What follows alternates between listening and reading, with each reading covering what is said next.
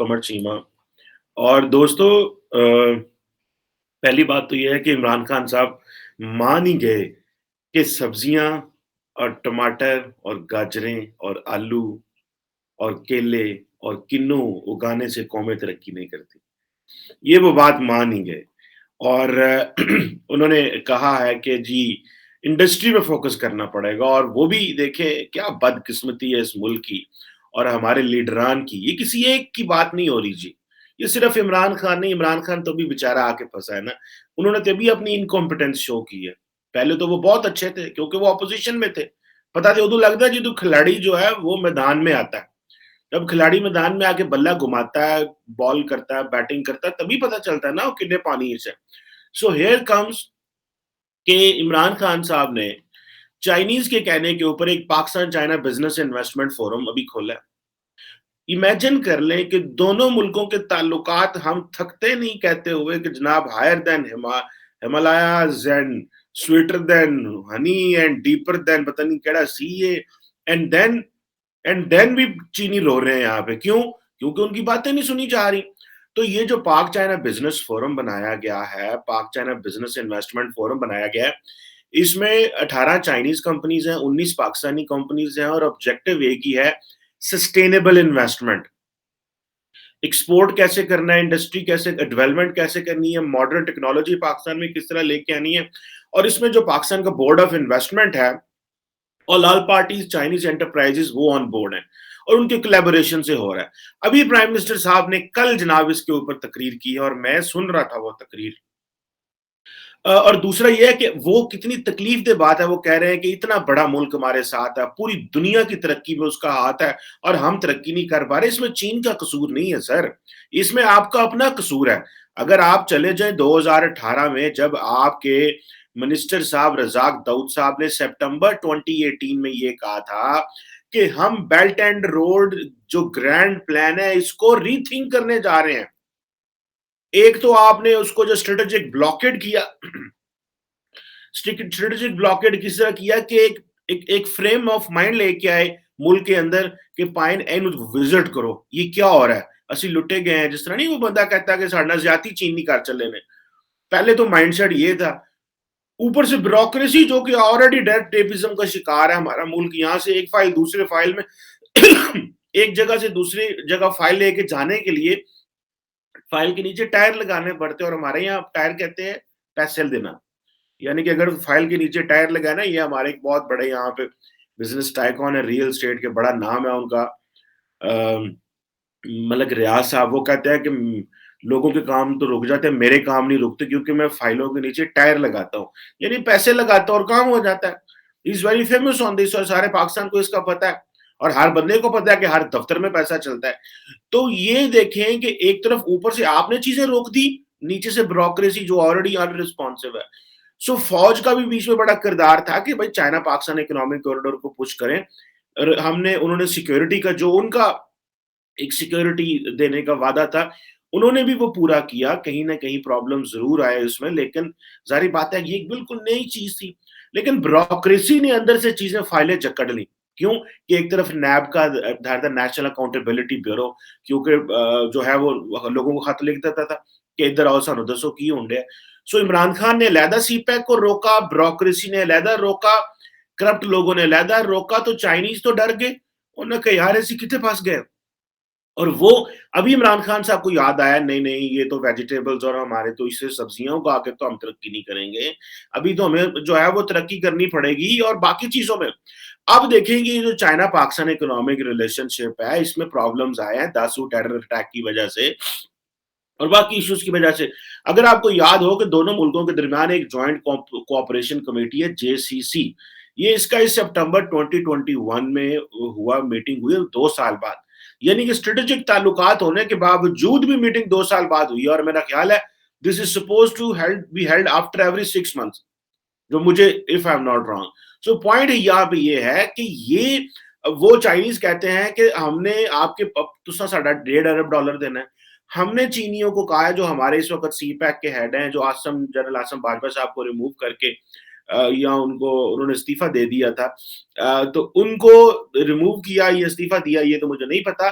लेकिन खालिद मंसूर साहब आ गए। अब खालिद मंसूर साहब ने कहा है पायन है $13 अरब जो प्रोजेक्ट्स हैं, इसकी इंश्योरेंस कवरेज है, मुकम्मल करो पाकिस्तानियों। वो कहते नहीं पहले $1.5 अरब दो फिर तुहानू करके देंगे।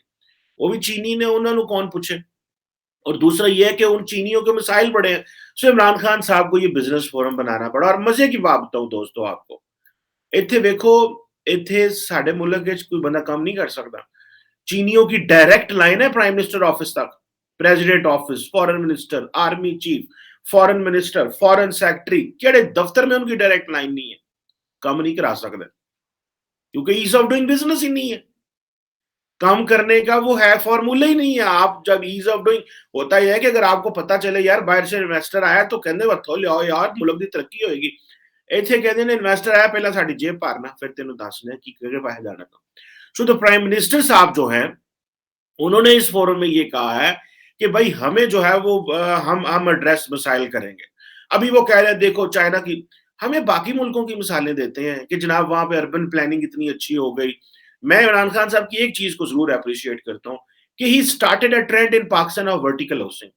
This is a very good initiative and he started a trend. उन्होंने ये दिए रिसेंटली कि अब इस्लामाबाद में बहुत सारे शहरों में बड़ियां बड़ियां बिल्डिंग बननगियां, कोई 50-50 30-30 मंजिला, कोई 40-40 मंजिला, ताकि बीच में यार लोग उधर रहना शुरू करें। हमारा ये जो शहाना मुगल इरा का स्टाइल है और हम पुराने वो रह रहे हैं बड़े बड़े कोठियों में, हम भी पसंद करते हैं यार हमारा बड़ा घर हो 5 कनाल का, 10 कनाल का। जिस तरह लोग गाँव में रहते थे, खुली ज़मीनें होती थी। अभी क्योंकि आ गया है अर्बनाइज़ेशन हो गई है, अभी मामलात बदल गए हैं। सो इमरान खान साहब को इस चीज़ का अंदाज़ा हो गया कि भाई हमें जो है वो फूड क्राइसिस हो जाएगा, ग्रीन एरियाज़ खत्म हो जाएँगे, कल को जो है आपकी वो फूड सिक्योरिटी का इशू है, क्योंकि फसलें कहाँ उगाएँगे अगर हर पासे हाउसिंग सोसाइटियाँ बना देंगे। क्योंकि पाकिस्तान में पैसा बने ही हाउसिंग सोसाइटी में, लोग करन की, गरीब किथे जान, जिथे हर बंदा तो इधर पाकिस्तान में प्रॉपर्टी डीलर बन गया है। The reason behind is for starting from even prime minister, president to anyone in Pakistan is a property dealer. Why? Because ओहदे विच पैसा है, because that is where you make money. तो उधर से ही होगा। फिर अभी जो चीज़ें चाइनीज़ के मिसाइल जो है वो किसी ने हल नहीं किए। उनके मसले होते हैं, एंटी डंपिंग ड्यूटीज लगा देते हैं, कंस्ट्रक्शन मटेरियल जो ग्वादर एयरपोर्ट तक पहुंचना था, फिर उनके वर्किंग वीजाज के हवाले से प्रोसीजरल इश्यूज होते हैं, पेनल्टीज डाल देते हैं हम उनके ऊपर, फिर उनकी पेंडिंग पेमेंट्स हैं, फिर मुल्तान सक्कर मोटरवे के ऊपर पेमेंट्स के मसले हैं, फिर small industrial zone, small economic zone जो है उसमें पानी, गैस और बिजली तक के कनेक्शंस नहीं पहुंचे हुए।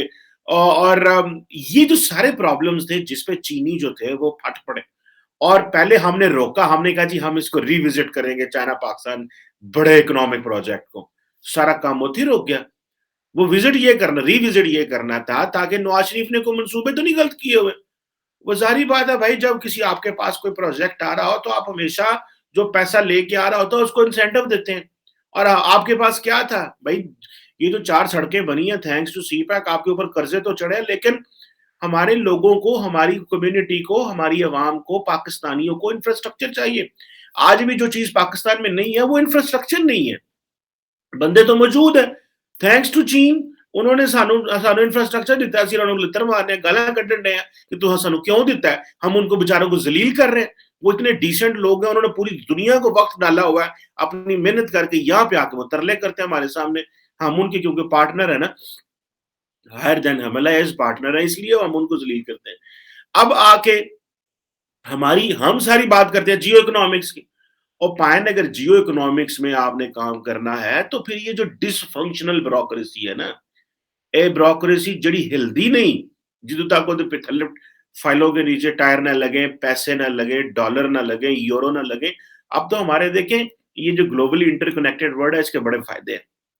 अब तो हमारी ब्यूरोक्रेसी और बड़े टॉप लेवल के लोग हैं ना, वो चीनियों को कहते हैं, सुनने में आया, आई एम नॉट श्योर, सुनने में आया वो कहते हैं पायन पैसे अमेरिका पहुंचा देना, लंदन पहुंचा देना, पाकिस्तान ना लेके आना। फिर पाकिस्तान से बाहर लेके जाने में बड़ा मसला होता है गरीबों को। हमारे लोगों को इतने मसाइल है पैसे कमाने में कि जब चीनियों से पैसा कमाते हैं तो वो कहते हैं यार तुसी सानू अगर पाकिस्तान में पैसा दोगे तो हम यहाँ से बाहर कैसे लेके जाएंगे। सो काइंडली उधर अमेरिका में हमारे बच्चों को पकड़ा दें, हम इधर आपका काम कर देंगे, या यूके में, या दुबई में, या लंदन में, या जिथे जिथे किसी का हथ पैंदा, जिथे किसी का हथ पैंदा उत्थे। सो असल चैलेंज जो है that is a dysfunctional bureaucracy.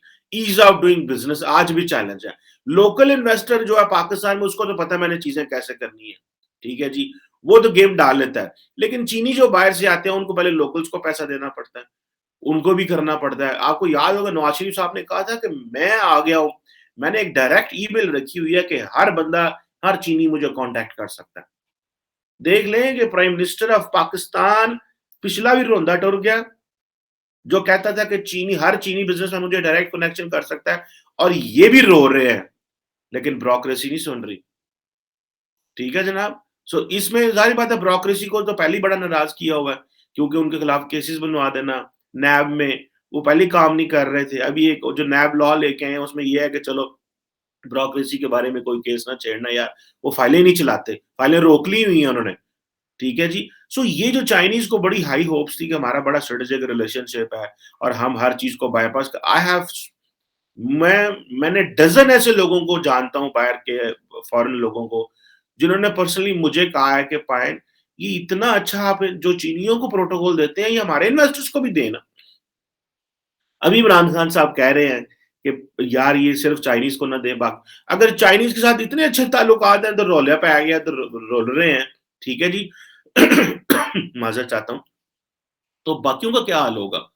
Pakistan में तो अगर आप देखें जो डाटा देखें 2018 ऑनवर्ड जो है, जो जिसे आप कह लें कि जो फॉरेन डायरेक्ट इन्वेस्टमेंट 2017-18 में 1.3 बिलियन डॉलर आई थी, ठीक है जी।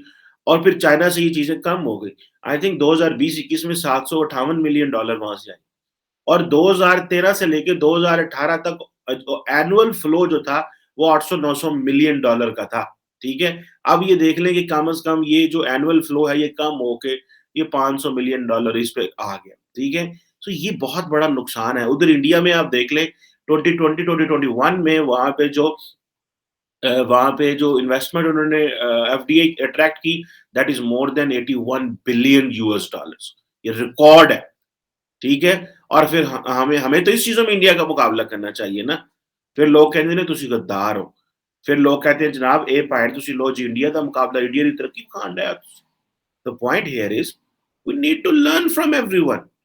चीनी जो उनका कौन-सा मज़हब है? हम अगर बगैर मज़हब वालों से काम कर सकते हैं, तो जिनका मज़हब है उनसे क्यों नहीं काम कर सकते? द ओनली चैलेंज इज़ जो इस पाकिस्तान की किसी स्टेट को, किसी गवर्नमेंट को हो सकता है, to help bring food on your citizens table, that's the choice. इसके अलावा हमारे पास कोई चॉइस नहीं है। हम इसके अलावा कहीं नहीं जा सकते। अगर लोगों को हमने अपने लोगों को खाना ना प्रोवाइड किया, हम कहीं नहीं जा सकते।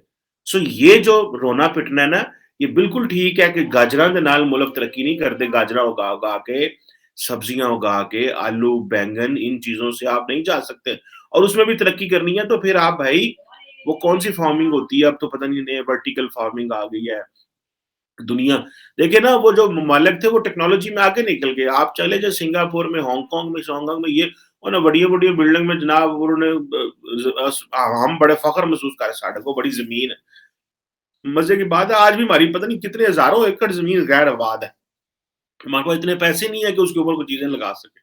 फ़िज़ूल रिसोर्सेज़ पड़े हुए हैं। गोरे के पास इतने रिसोर्सेज़ है वो अपने मुँह पे चाँटे मारे कि भाई हमारे पास पैसे ही यार हमारे पास ज़मीन है और ज़ाया पड़ी हुई है। हमारे पास ज़मीन है वेली पई है।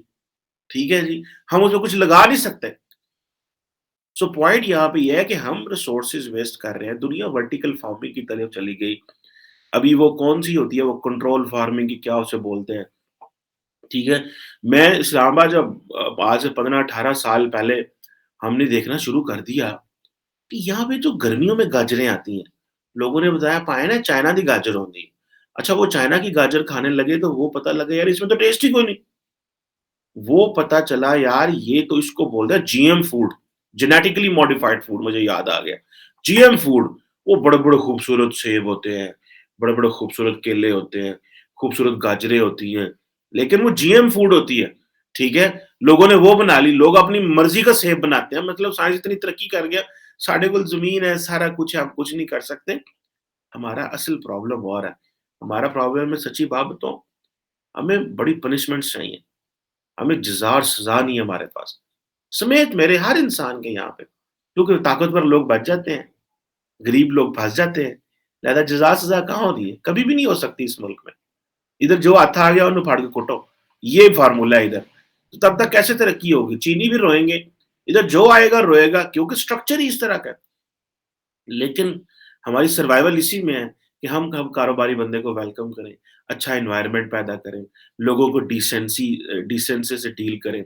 हर ब्यूरोक्रेट जो बैठा हुआ है, हर नीचे से ऊपर वाला लबका, वो ये महसूस करे कि हाँ, अगर ये पैसा थर में लगेगा, बलूचिस्तान में लगेगा, केपी में लगेगा, पंजाब में लगेगा, तो ये पाकिस्तान के किसी हिस्से में तरक्की हो रही है। और पाकिस्तान ही ग्रो करेगा, आज ये शहर कर देगा, कल वो कर लेगा, लेकिन ये इसी तरह होगा। लेकिन ये जो खींचातानी ना की जाए और मुल्क का ज़ाया ना किया जाए क्योंकि मुल्क की जीडीपी ग्रो करेगी, बिज़नेस ग्रो करेगा, माहौल बनता है, तो we need to work on it. So prime minister is right, गाजरा ना कम नहीं चलना, पाए नहीं थे इंडस्ट्री लानी पैनी है और चीनियों को ऑलरेडी नाराज़ करके बैठे हुए हैं, make them happy if you really want to grow. और दूसरा ज़ाहिर-सी बात है पूरी दुनिया की भाई देखें ना वो इतनी बड़ी इकॉनमी है। मेरा ख़्याल है आज भी वो 25 ट्रिलियन की इकॉनमी है और 20 ट्रिलियन की इकॉनमी है। ठीक है जी? So we really need to work on them to हम बहुत कुछ ले सकते हैं उनसे, अगर हम काम करना चाहें तो। अगर इसकी लैंड दे काबिल हो भी है। भारत देख ले 100 अरब डॉलर की बायलैटरल ट्रेड है। ठीक है जी? हमारी देख ले 800 साढ़े 800 मिलियन की एक्सपोर्ट है चाइना को सिर्फ। ਗੱਲਾਂ ਕਰਦੇ ਆ ਫਿਰ ਆਉਂਦੇ ਨੇ ਭੈੜੀਆਂ ਲੱਗਦੀਆਂ ਫਿਰ आंदे ने नहीं तुसी सच्चे इमरान खान के फॉलोअर नहीं है। इमरान खान के फॉलोअर को ये भी बड़ा प्रॉब्लम है। उनको ये लगता है कि हर बंदे को इमरान खान की तारीफ करनी चाहिए। हम कोई इमरान खान साहब के मुलाज़िम तो नहीं है। We are citizen of this country. अगर नवाज़ शरीफ गलत काम करेगा, नो इमरान खान गलत काम करेगा, कोई और करेगा, we need to speak up, we need to raise our voices. ये तो नहीं होता कि आप अपनी आवाज़ ना उठाएँ और अगर आप किसी के हक में आवाज़ उठाएँ, तो दूजे कहणगे तुसी भैड़े हो। This must not happen and this trend must go. Otherwise हमें तो बेसिकली अपने दिमागों का इलाज करना चाहिए। लेकिन हम नहीं कर पा रहे। But any how thank you very much.